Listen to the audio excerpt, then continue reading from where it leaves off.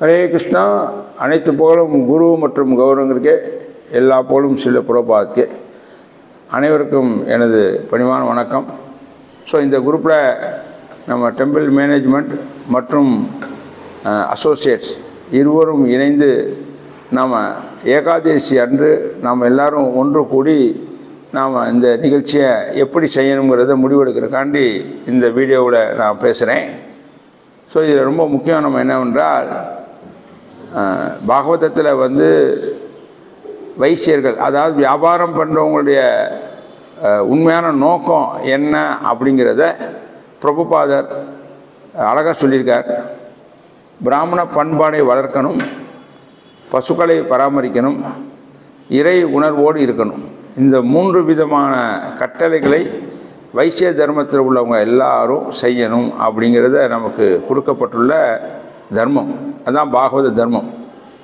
So அந்த பாகவத தர்மத்தில் உள்ளதை நாம் எப்படி நடைமுறை வாழ்க்கையில் கொண்டு வர்றது அப்படிங்கிறது ரொம்ப ரொம்ப முக்கியம்.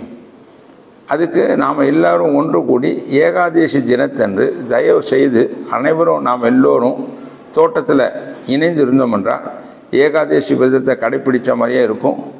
ஏகாதசி விரதத்தில் அன்று நம்ம அன்னைக்கு என்னென்ன நாம் இந்த பிராமண பண்பாடை வளர்ப்பதற்கு என்ன செய்யணும், பசுக்களை பராமரிக்க என்ன செய்யணும், இறை உணர்வை எப்படி நம்ம இன்னும் இதை ஸ்ப்ரெட் பண்ணணும் அப்படிங்கிறத நாம் எல்லோரும் ஒன்று கூடி முடிவெடுக்கணும். அதனால் தயவு செய்து அனைவர்களும், டெம்பிள் மேனேஜ்மெண்ட் உள்ளவங்களும் சரி, அசோசியேஷன் உள்ளவரும் தயவு செய்து அந்த ஏகாதசி தினத்தன்று முன்னாடியே பிளான் பண்ணிக்கோங்க. ஏன்னா காலண்டர்லாம் உங்களுக்கு கொடுக்கப்பட்டாச்சு. ஏகாதசி அன்னைக்கு நாம் எல்லோரும் அங்கே வந்துட்டோம்னா ஏகாதசியை நம்ம கொண்டாடலாம்.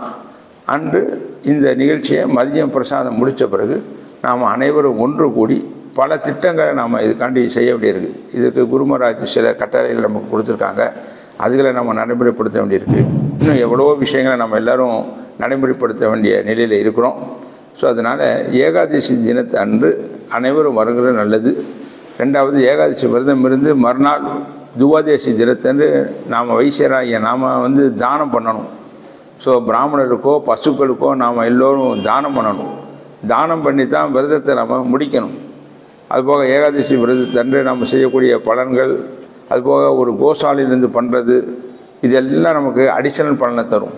அதனால் துவாதசி அன்னைக்கு காலையில் நாம் எல்லோரும் அகத்திக்கிற எல்லா பசுக்களுக்கும் தானம் கொடுத்துட்டு நாம் விரதத்தை முடிக்கிறது ரொம்ப ரொம்ப விசேஷம்.